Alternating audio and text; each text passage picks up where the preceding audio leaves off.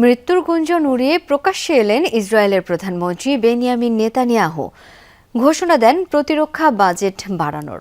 মঙ্গলবার অর্থমন্ত্রী বেজালাল স্মোরিসকে পাশে রেখে যৌথ বিবৃতি দেন তিনি। তার দাবি, ইরানের সাথে যুদ্ধ দীর্ঘদিন ধরে চলবে। অপরদিকে স্মোরিস বলেন, যুদ্ধের মুহূর্তে পার্লামেন্টে প্রতিরক্ষা বাজেট নিয়েই আলোচনা প্রয়োজন।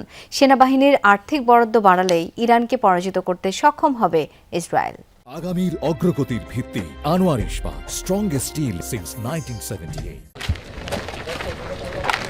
বেশ কিছুদিন ধরেই ইসরায়েলি প্রধানমন্ত্রী বেনিয়ামিন নেতানিয়াহুর মৃত্যুর গুঞ্জন শোনা যাচ্ছে আন্তর্জাতিক বিভিন্ন গণমাধ্যমে।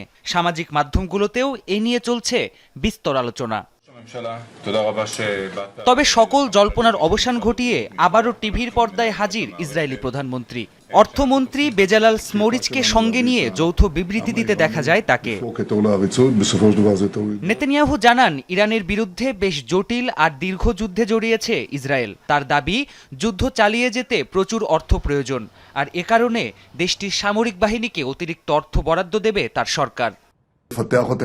আমরা এমন এক শত্রুর সাথে লড়ছি যারা আমাদের ধ্বংস চায়, তাই যুদ্ধে না গিয়ে কোনো উপায় ছিল না। তবে যুদ্ধ চালাতে প্রচুর অর্থ লাগে, অনেক অর্থ। এই কারণেই যুদ্ধ পরিচালনায় সেনাদের অতিরিক্ত অর্থ সহায়তা দিতে বিশেষ বাজেট দিতে হবে। এদিকে ইরানের সাথে যুদ্ধ চলাকালে সকলকে ঐক্যবদ্ধ থাকার আহ্বান জানিয়েছেন অর্থমন্ত্রী বেজালাল স্মোরিচ।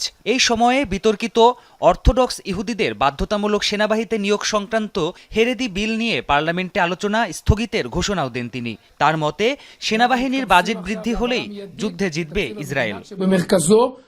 অবিলম্বে বাজেট পাশ করতে হবে, তাহলেই ঈশ্বর চাইলে আমরা যুদ্ধে জয়ী হতে পারব।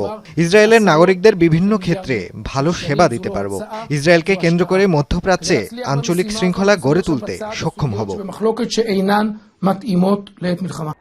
আন্তর্জাতিক বিভিন্ন গণমাধ্যম বলছে, ইরানের সাথে চলমান যুদ্ধের জেরে সেনাবাহিনীর জন্য প্রায় 1300 কোটি ডলার প্রতিরক্ষা বাজেট দিতে পারে নেতানিয়াহু সরকার। এ নিয়ে সংসদে ভোটাভুটির পর চূড়ান্ত হবে সিদ্ধান্ত।